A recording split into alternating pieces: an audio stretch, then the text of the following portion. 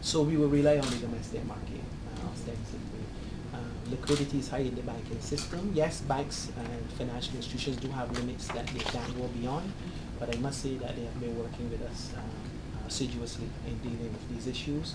Nobody has run away from the government. In fact, quite a few of them have actually increased their take on government paper, particularly the shorter ones, and therefore we're going to continue to work with the system. Before you answer the other question, the concern though has been that you are paying 30 cents out of every dollar now in interest payments on debt. What? 30 cents on every dollar? I'm certain that that was a figure that was noted. I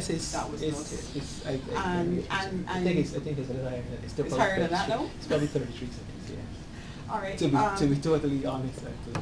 One criticism that has been made of the government is that there appears not to be a clear strategy for bringing down debt. No, but the people who say that, it's funny, right? What we have been discussing for this entire process is the strategy to bring the fiscal deficit down. That debt is being driven by a high fiscal deficit. It's not that we're going out there borrowing money and building stuff. That's not been happening, actually. And that is what should be happening. But you can't do that, or you're constrained to do that, if you have to borrow money to do day-to-day things. What we call recurrent expenditures. So it is the fiscal. That's why we have to get the fiscal. But the people who say you have to bring down the debt, and you have to do fiscal consolidation, then go at the other side of their, on another occasion, and they will then say, oh, but you're cutting, you're making university students pay, you're cutting this, you're cutting that, you shouldn't be doing this, you shouldn't be laying off anybody. All of the things that, unfortunately, nobody wants to do, but are required to bring your fiscal deficit down. The people who say get the deficit down don't want them to happen. In this business, unfortunately, you can't have the cake and eat it too. If you're doing fiscal consolidation, we know that there's no painless way to do fiscal consolidation. You have to address those issues. And that is what we've been trying to do. But we've not had, the general public, I think, has given us outstanding support.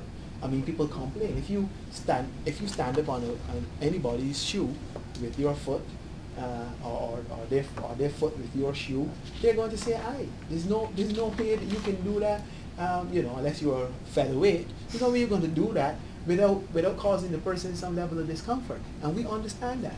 And we try to work as much as possible to lessen that rate of discomforture. But at the end of the day, these decisions are the decisions that will modulate and moderate that level of debt growth.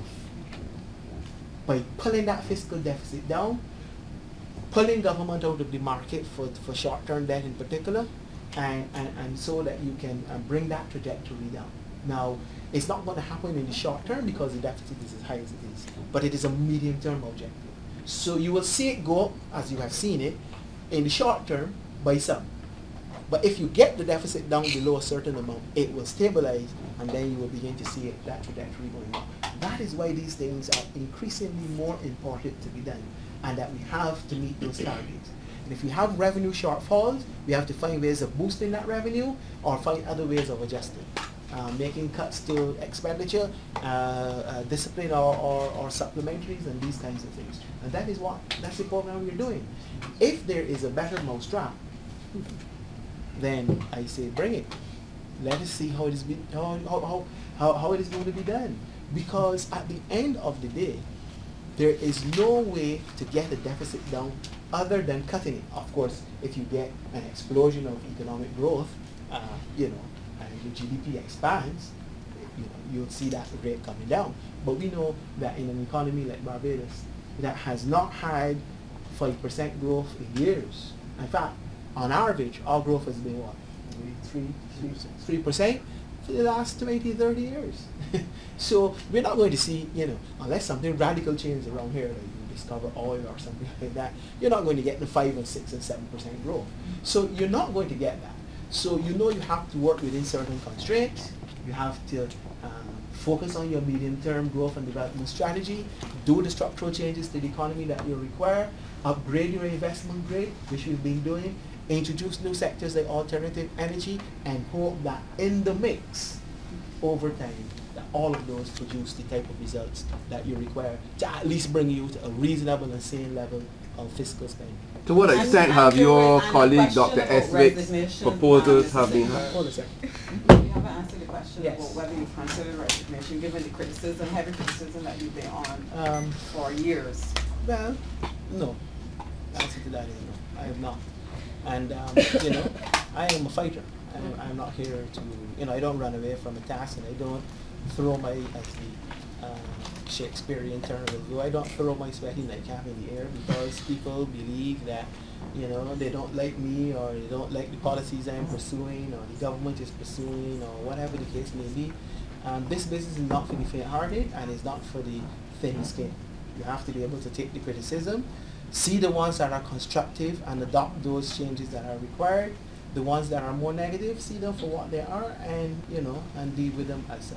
I try to do the best that I can in the circumstances.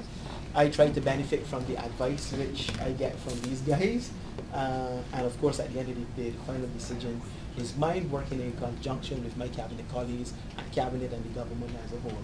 And that is what we try to do. So, you know, no, I don't walk around every day considering whether I should leave the office. To what extent your colleague, Dr. Eswick's And proposal... by the way, and since you mentioned the former Prime Minister, I would like to publicly wish him all the best and a speedy return. To what extent have your colleague, Dr. Eswick's proposal been factoring in this whole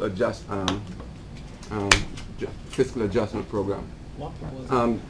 For the reconstruction of the economy.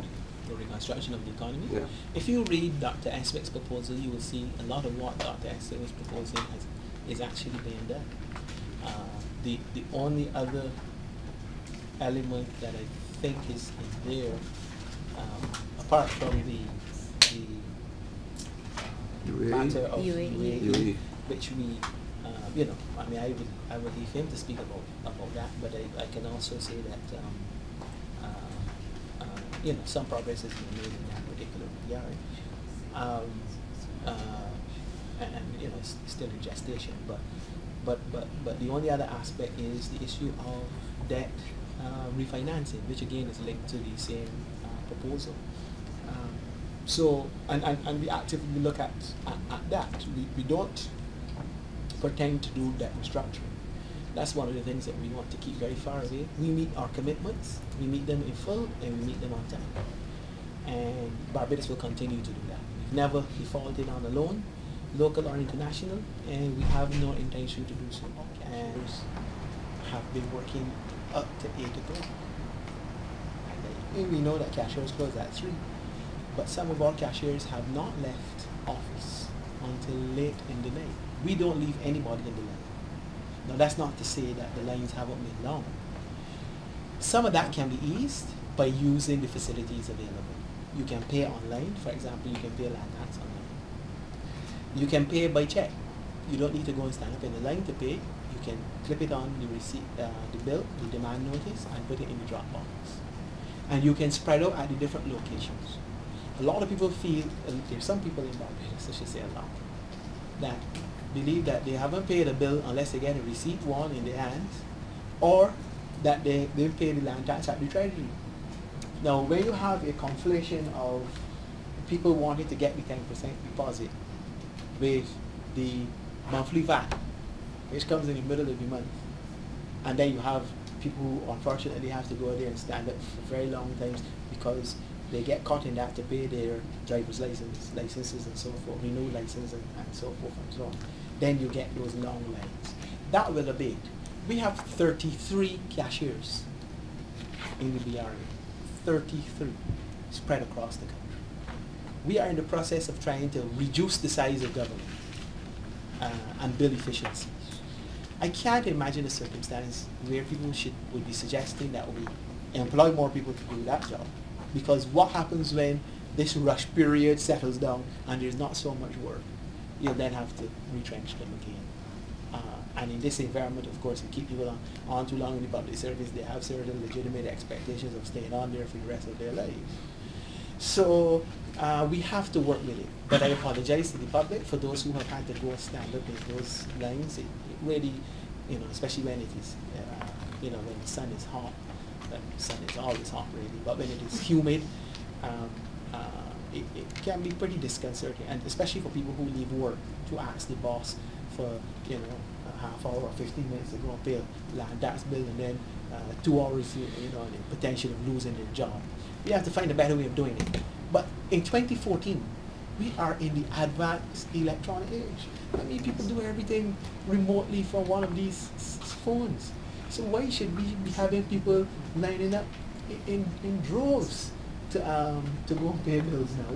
We need to move past that and get to the stage where people, if they are not comfortable with the technology, there have to be somebody in their families who know, understand, and feel comfortable with the technology to be able to go pay and, you know, do those transactions online for them. I can stay in off island in New York or Miami or London or Trinidad and pay all my bills from this phone.